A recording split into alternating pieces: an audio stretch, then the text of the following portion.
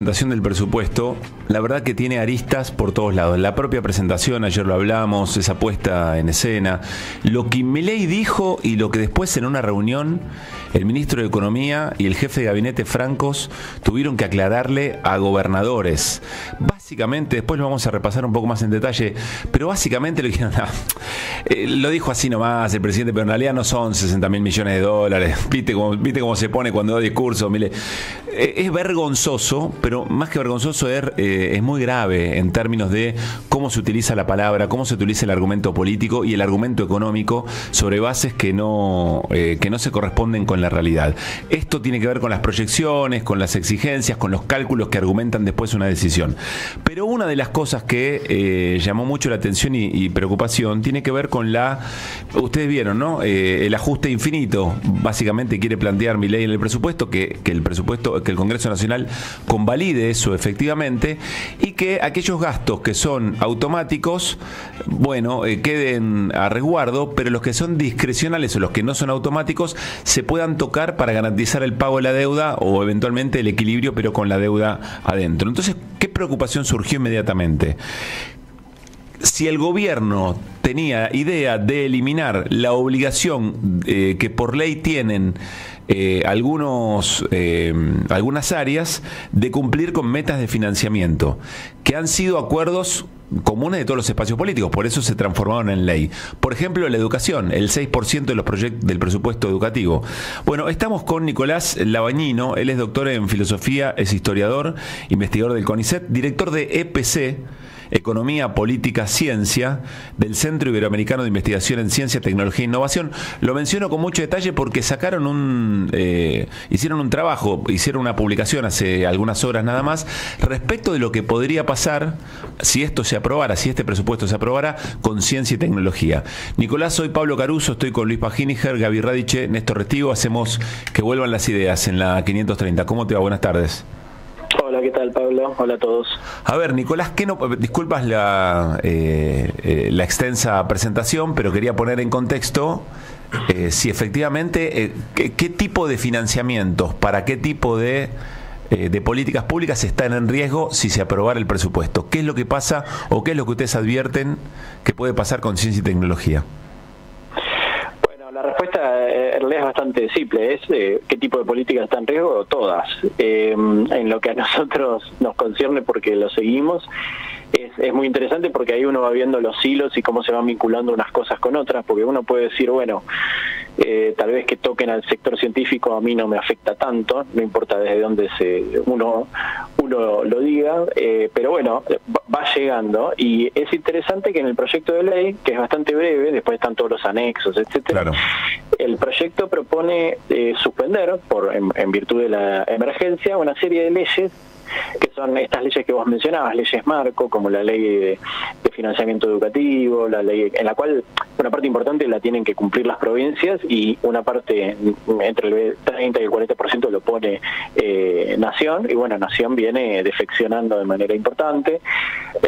La ley de educación técnico profesional, la ley que financiaba el Fondo Nacional de la Defensa, y entre esas leyes está una ley que fue sancionada hace 3 años, nada más, la ley de financiamiento del CNCTI, del Sistema Nacional de Ciencia, que proponía un incremento progresivo del financiamiento público de la ciencia, que en nuestro país es decir, la enorme mayoría de la ciencia realmente existente, ¿no?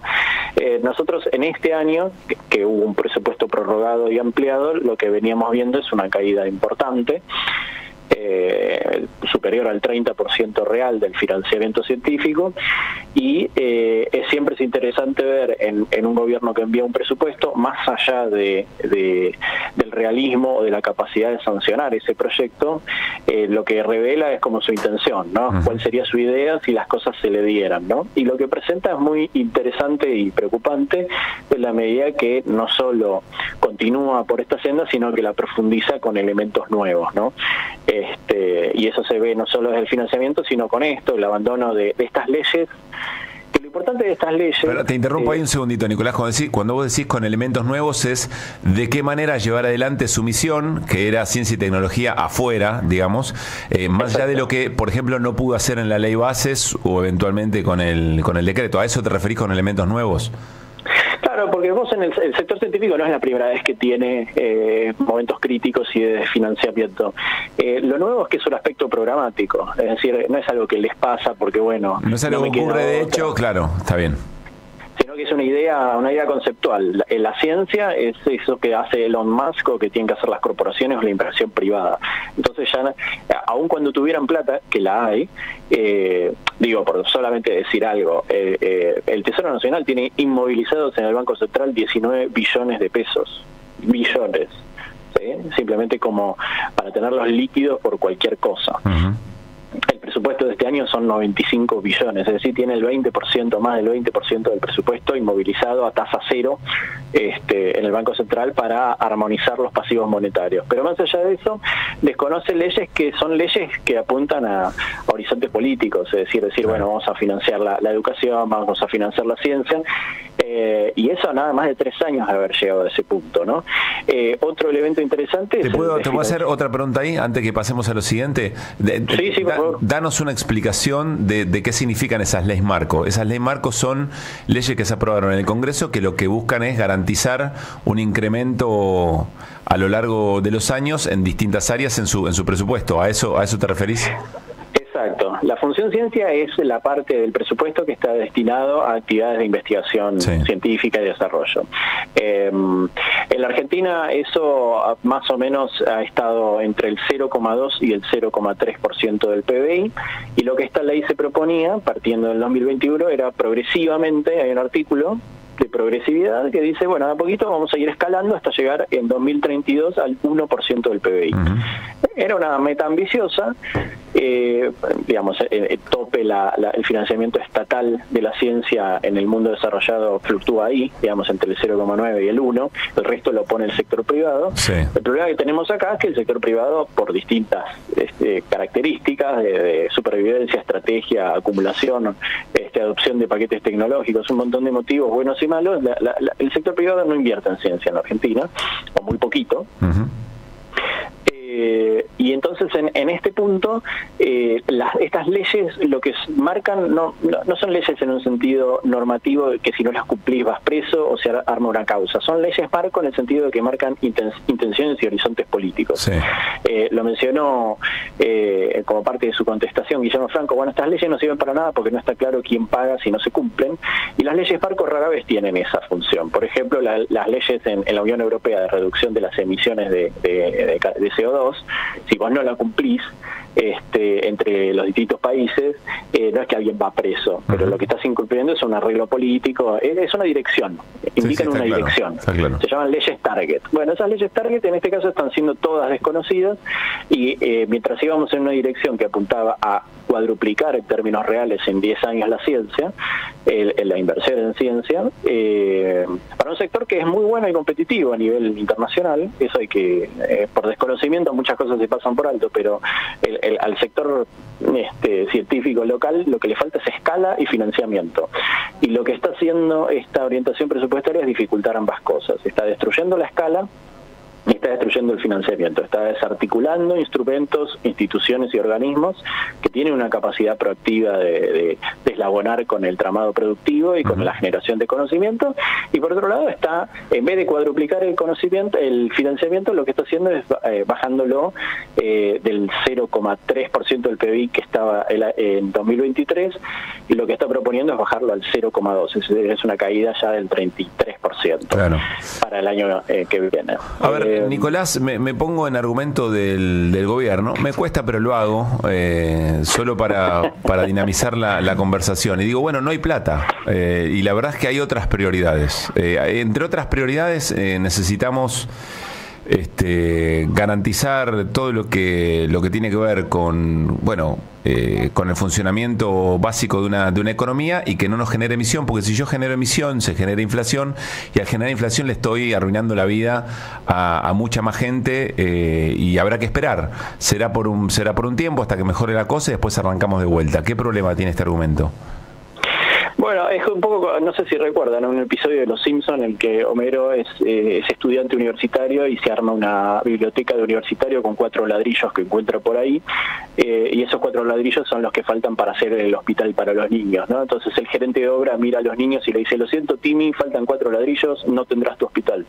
El problema es que asume que hay un juego de suma cero entre las distintas formas de invertir, como si las actividades no eslabonaran unas con otras, si no hubiera sinergias, etcétera. En segundo lugar, es una decisión dónde invertís y no invertís, y si invertís en la CIDE y no invertís en universidades o en salud, o en educación o en ciencia, bueno, es una preferencia política por un lado, de qué priorizás, y por otro lado está bastante empíricamente probado que hay efectos positivos en el incremento de la productividad y el desarrollo que el gobierno dice querer lograr en la articulación público-privada en la generación del conocimiento y en el desarrollo científico-tecnológico. Es decir, los países más desarrollados financian la ciencia. Y si bien la relación causal es un poco compleja, porque pueden hacerlo porque tienen dinero, ciertamente si no tenés dinero, más todavía tenés que privilegiar eso. Claro. Les voy a dar un solo ejemplo muy trivial, digamos, ¿no? No tan trivial, pero que pasa desapercibido. Hace poco está muy marcada la voluntad de privatizar IMPSA, ¿sí? Industria Aeronáutica y Pescarpona, que es una de las principales proveedoras de, por ejemplo, turbinas hidráulicas. Sí. Y es una empresa que fue fundamental recuperarla. Es la empresa que está en Mendoza, ¿no? Exacto. Y que es una parte, se ha insertado muy bien en un ecosistema público de generación de energía nuclear y de generación de centrales nucleares, las centrales modulares tipo CAREM, que es un diseño argentino, que está esperando para poder terminar de realizarse y que tiene muy buenas perspectivas de exportación. Un ejemplo es que dejar de invertir en esto, por ejemplo, puede ponernos en la situación de IMSA, y junto con otras empresas como Conoar y digamos todo el ecosistema de la CONEA, son fundamentales para la extensión de la vida útil de las centrales nucleares que tenemos.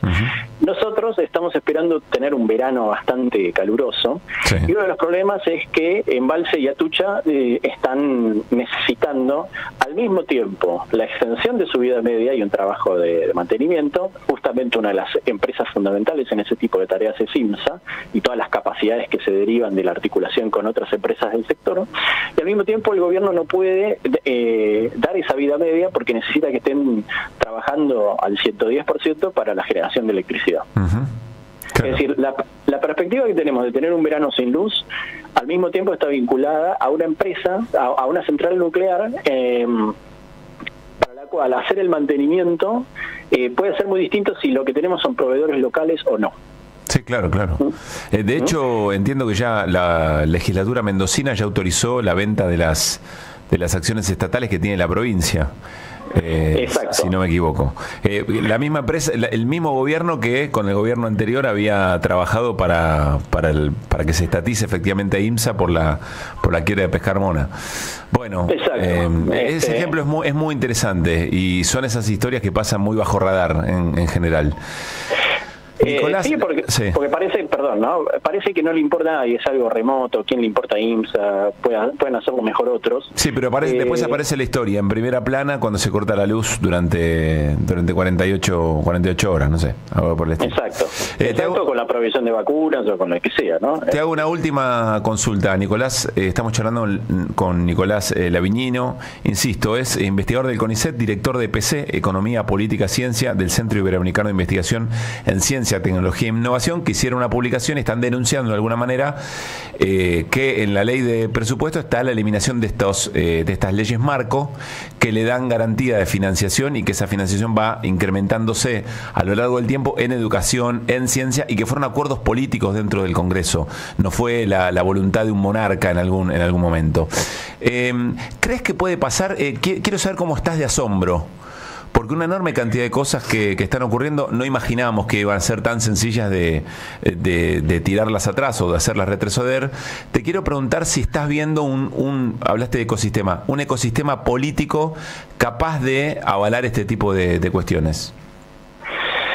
Yo lamentablemente lo que veo es una capacidad de reacción muy aletargada, como si todavía se estuviera esperando que pasaran más cosas, o como que si fueran a dejar de pasar simplemente porque se cansan, ¿no?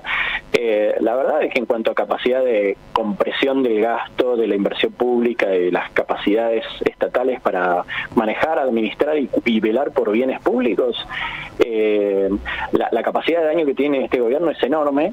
Creo que no hay conciencia. Un poco el ejemplo de lo que está pasando en la infraestructura. Nos estamos comiendo la infraestructura que tenemos, las rutas, los caminos, las redes energéticas, lo que sea. Vos no hacés obra pública 1 o 2 años, no lo ves, pero cuando lo veas ya va a ser tarde. Y veo muy baja conciencia de eso y una gran concentración en, por ejemplo, el tema fiscal monetario o el tema de la inflación.